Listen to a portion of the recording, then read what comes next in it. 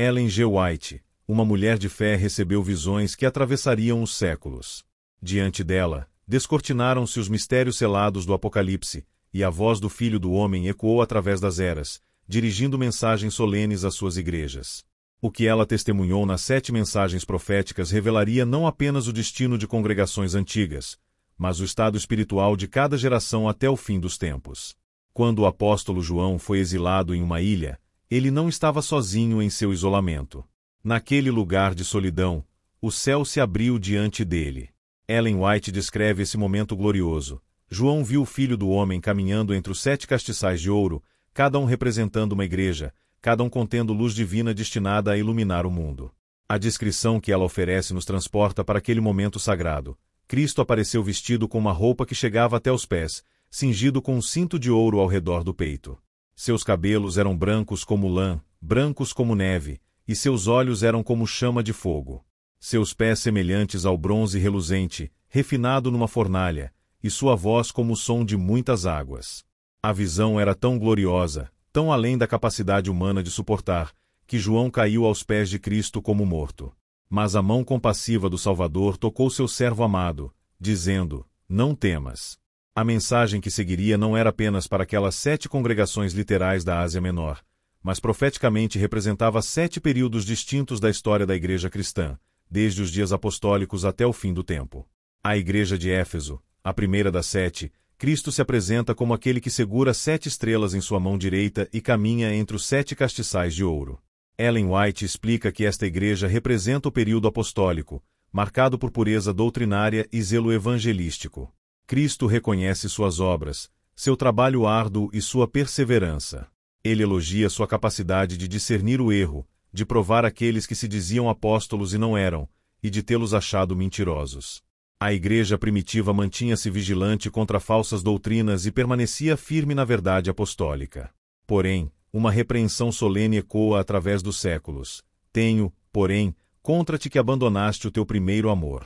White enfatiza que o amor inicial, aquele fervor genuíno que caracterizava os primeiros cristãos, havia começado a esfriar.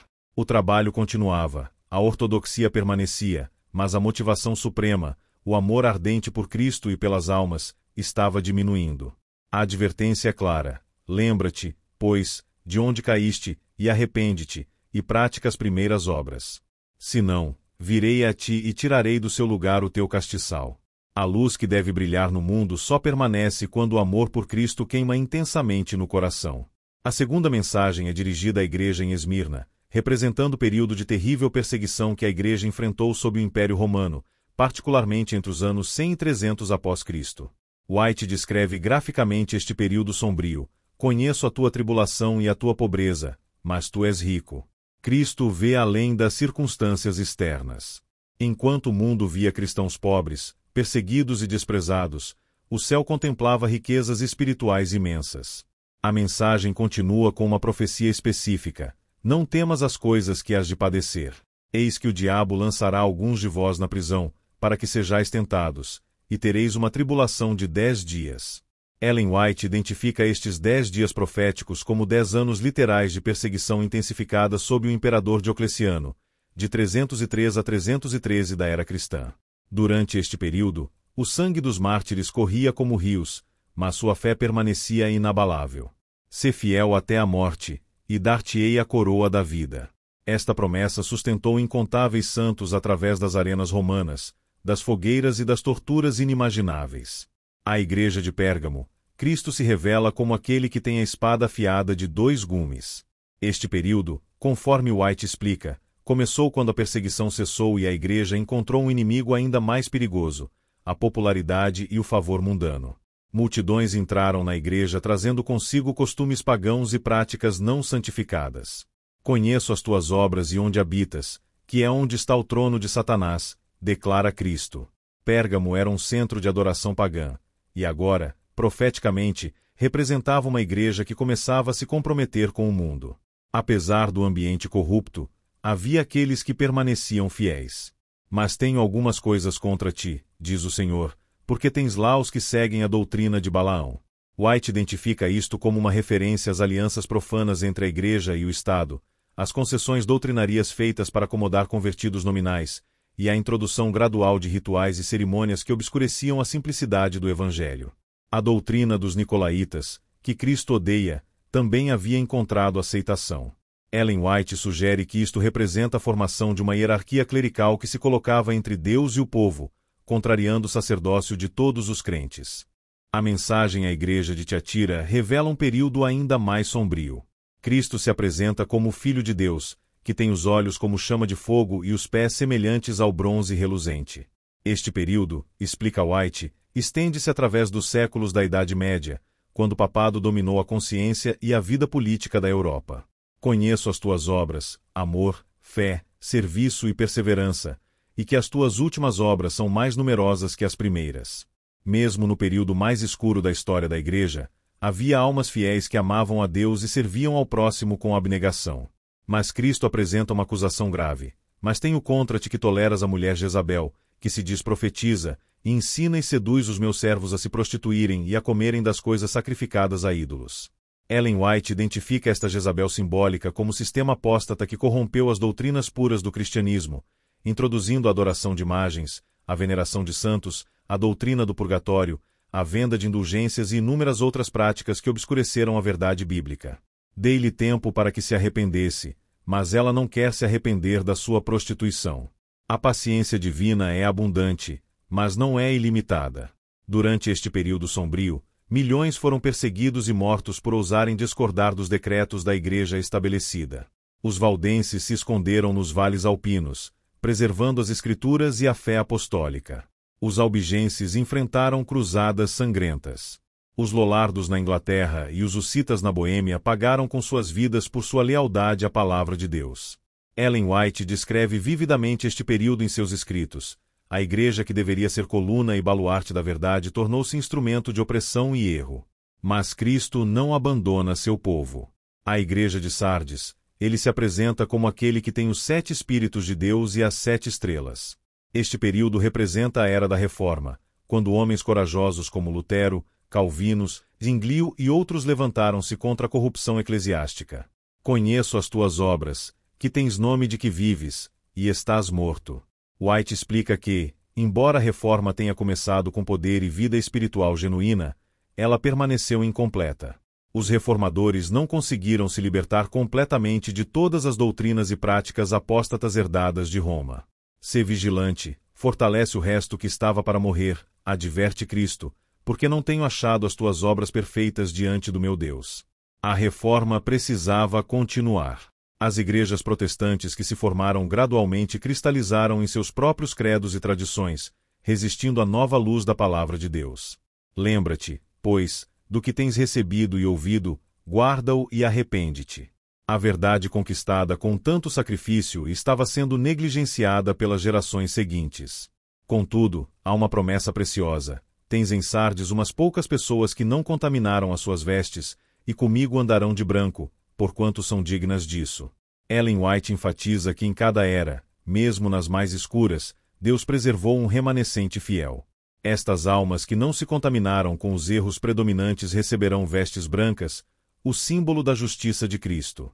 À Igreja de Filadélfia, Cristo se apresenta como o Santo, o verdadeiro, aquele que tem a chave de Davi, que abre e ninguém fechará, e fecha e ninguém abrirá. White identifica este período como o grande despertar missionário e o movimento de reforma do século XIX. Conheço as tuas obras. Eis que diante de ti pus uma porta aberta, a qual ninguém pode fechar. Esta porta aberta representa oportunidades sem precedentes para a pregação do Evangelho. Missionários cristãos alcançaram os confins da terra. Sociedades bíblicas traduziram e distribuíram as Escrituras em centenas de idiomas. Este período também testemunhou um interesse renovado nas profecias bíblicas, particularmente no livro de Daniel e Apocalipse. Milhares chegaram à convicção de que o retorno de Cristo estava próximo. Porque guardaste a palavra da minha perseverança, também eu te guardarei da hora da provação que há de vir sobre o mundo inteiro. Ellen White viu nesta mensagem uma promessa especial de proteção divina durante os eventos finais da história terrestre para aqueles que permanecem fiéis à verdade. A advertência segue: venho sem demora. Conserva o que tens, para que ninguém tome a tua coroa. White enfatiza a urgência desta mensagem. O tempo é curto. As oportunidades não durarão para sempre. Cada pessoa deve segurar firmemente as verdades que recebeu, crescer continuamente em graça e conhecimento, e estar preparada para o encontro com o Senhor. Finalmente, à Igreja de Laodiceia, Cristo se apresenta como Amém, a testemunha fiel e verdadeira, o princípio da criação de Deus. Esta é a última igreja, representando o período final da história terrestre, o tempo em que vivemos agora. A mensagem é a mais solene de todas. Conheço as tuas obras, que nem és frio nem quente. Quem dera fosses frio ou quente. Assim, porque és morno, e não és quente nem frio, vomitar-te-ei da minha boca. Ellen White dedica extensas reflexões a esta condição laodicena. A mornidão espiritual é caracterizada por uma religião formal, sem o poder transformador do Espírito Santo.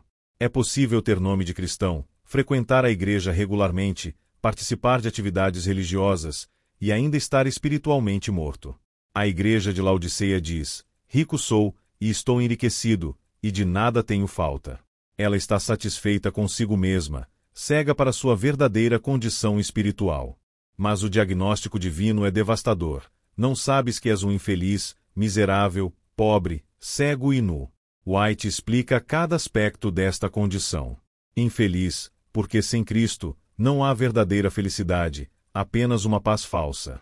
Miserável, porque vive em auto-engano, pensando estar seguro quando está em terrível perigo. Pobre espiritualmente, embora possa possuir abundância material. Cego para sua verdadeira condição e para as verdades espirituais mais importantes. Nu, sem a veste da justiça de Cristo que é essencial para estar na presença de Deus. O conselho de Cristo é urgente e amoroso. Aconselho-te que de mim compres ouro refinado no fogo, para que te enriqueças, e vestes brancas, para que te vistas, e não apareça a vergonha da tua nudez, e colírio para ungir os teus olhos, a fim de que vejas. Ellen White interpreta estes símbolos preciosos. O ouro refinado no fogo representa a fé e o amor genuínos, purificados através das provações. As vestes brancas simbolizam a justiça de Cristo, que cobre nossa natureza pecaminosa e nos torna aceitáveis diante de Deus. O colírio representa o discernimento espiritual concedido pelo Espírito Santo, permitindo-nos ver nossa verdadeira condição e as verdades divinas claramente. Então vem uma das declarações mais ternas de toda a Escritura: eu repreendo e castigo a todos quantos amo. Pois, zeloso e arrepende-te. White enfatiza que a repreensão de Cristo não é evidência de rejeição, mas de amor profundo. Como um pai amoroso corrige seus filhos, assim Cristo busca despertar sua igreja de sua letargia espiritual. O chamado ao arrependimento é um chamado à vida, à transformação genuína, ao abandono da autossuficiência e ao abraçar total dependência de Cristo. A mensagem culmina com um convite incomparável: eis que estou à porta e bato. Se alguém ouvir a minha voz e abrir a porta, entrarei em sua casa e com ele cearei, e ele comigo. Ellen White descreve esta cena com profunda emoção. Cristo não força entrada em coração algum. Ele bate, ele chama, ele convida, mas aguarda que abramos a porta. O Rei dos Reis, o Senhor dos Senhores, o Criador do Universo, espera pacientemente à porta do coração humano, desejando comunhão íntima com cada alma. Ao vencedor, promete Cristo, concederei que se assente comigo no meu trono, assim como eu venci e me assentei com meu Pai no seu trono. White contempla esta promessa com admiração reverente.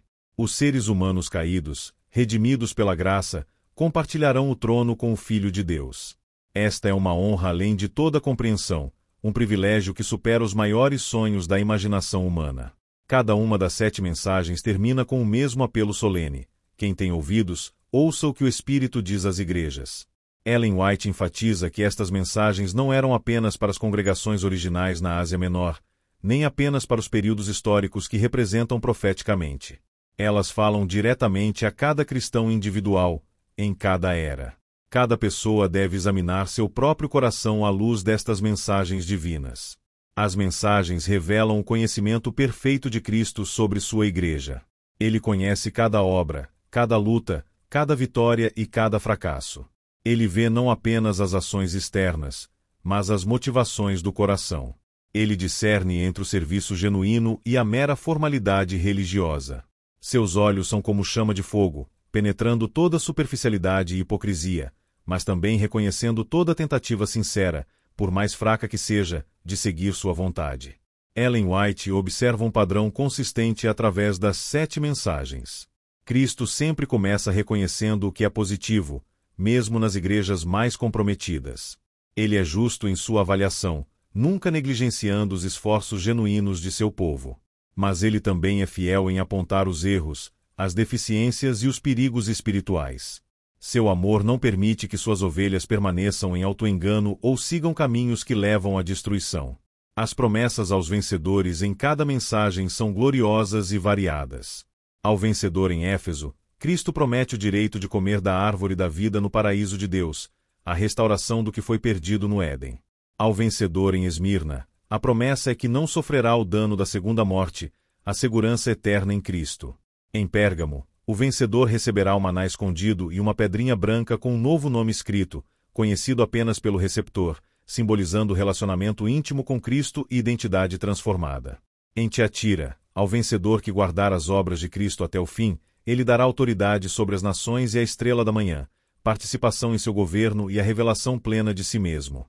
Em Sardes, o vencedor será vestido de vestes brancas, seu nome jamais será apagado do livro da vida, e Cristo confessará diante do Pai e dos anjos. Em Filadélfia, o vencedor se tornará coluna no templo de Deus, nunca mais sairá dele, e terá escrito sobre si o nome de Deus, o nome da cidade de Deus e o novo nome de Cristo, segurança eterna e identificação completa com o divino. Ellen White contempla estas promessas com profunda gratidão. Cada uma revela algum aspecto da salvação completa em Cristo. Juntas, elas pintam um quadro da redenção plena, da transformação total da vida terrestre imperfeita para a glória eterna. Não são promessas vazias ou simbólicas apenas, mas realidades futuras certas como a existência de Deus. A aplicação prática destas mensagens para o tempo presente é urgente e clara. White enfatiza que vivemos na era laodicena, o período final da história terrestre. As características desta igreja, sua mornidão espiritual, sua autossuficiência enganosa, sua cegueira quanto à própria condição, são evidentes na cristandade moderna. Mas o remédio está disponível. Cristo ainda bate à porta. Sua voz ainda chama. Seu convite permanece aberto. O arrependimento genuíno deve ser nossa resposta imediata. Precisamos reconhecer honestamente nossa pobreza espiritual, nossa cegueira, nossa nudez. Não podemos nos enganar com aparências externas de religiosidade enquanto nossos corações permanecem frios e indiferentes. Cristo oferece o ouro da fé genuína, as vestes de sua justiça, o colírio do discernimento espiritual. Mas devemos reconhecer nossa necessidade e buscá-lo com todo o coração. Ellen White descreve o processo de transformação espiritual. Começa com convicção, o reconhecimento de nossa verdadeira condição através da obra do Espírito Santo. Continua com confissão sincera, o abandono de todo o pecado conhecido e o voltar-se completamente para Cristo. Progride através da comunhão diária com o Salvador, por meio da oração, do estudo das Escrituras e da obediência à vontade revelada de Deus. Resulta em transformação de caráter, conformidade gradual mas real à imagem de Cristo, e frutificação na vida de serviço aos outros. O tempo é curto. As profecias estão se cumprindo rapidamente. Os sinais do retorno iminente de Cristo multiplicam-se ao nosso redor. Não podemos nos dar ao luxo de permanecer em mornidão espiritual ou autoengano. As mensagens às 7 igrejas são chamados de trombeta, despertando-nos do sono espiritual, alertando-nos do perigo, direcionando-nos para a preparação essencial. Cada crente deve examinar seu próprio coração individualmente. Onde está meu primeiro amor? Foi abandonado como em Éfeso? Estou disposto a permanecer fiel mesmo sob perseguição como Esmirna? Estou me comprometendo com o mundo como Pérgamo? Estou tolerando falsas doutrinas e práticas como Tiatira? Minha fé é nominal e superficial como Sardes? Estou aproveitando as oportunidades que Deus abre como Filadélfia? Ou estou morno, satisfeito comigo mesmo, cego para minha verdadeira necessidade espiritual como Laodiceia? A resposta honesta a estas perguntas determinará nosso destino eterno. Cristo não aceita neutralidade ou indiferença. Ele não se satisfaz com religiosidade externa enquanto o coração permanece distante. Ele busca relacionamento genuíno, amor verdadeiro, obediência sincera, consagração total. Ele merece nada menos que nosso melhor, nossa dedicação completa, nosso amor supremo. Ellen White viu em visão a recompensa gloriosa aguardando os fiéis. Ela contemplou o mar de vidro diante do trono de Deus, misturado com fogo, e sobre ele aqueles que saíram vitoriosos, com as harpas de Deus. Ela ouviu o cântico de Moisés e do Cordeiro, celebrando a redenção completa. Ela testemunhou a alegria inexprimível dos salvos ao receberem as coroas da vida das mãos do próprio Salvador. Estas visões sustentaram sua vida de serviço sacrificial e devem inspirar nossa caminhada presente. As mensagens às 7 igrejas não são meros registros históricos ou predições proféticas distantes. São comunicações pessoais de Cristo para cada um de nós hoje. Ele nos conhece perfeitamente. Ele vê nossos esforços e nossas falhas. Ele oferece correção, encorajamento, promessas e advertências conforme nossa necessidade individual. Sua voz ainda ecoa através dos séculos. Quem tem ouvidos, ouça o que o Espírito diz às igrejas. Que possamos responder a seu chamado com corações arrependidos e espíritos submissos. Que possamos abrir a porta de nossos corações para receber sua presença transformadora. Que possamos vencer através do poder que ele fornece, para que possamos compartilhar seu trono na glória eterna. O tempo da decisão é agora. A oportunidade é presente. Cristo aguarda nossa resposta. Se essa mensagem falou ao seu coração, se inscreva e ative o sininho, deixa seu like e compartilha com alguém especial, e até o próximo vídeo.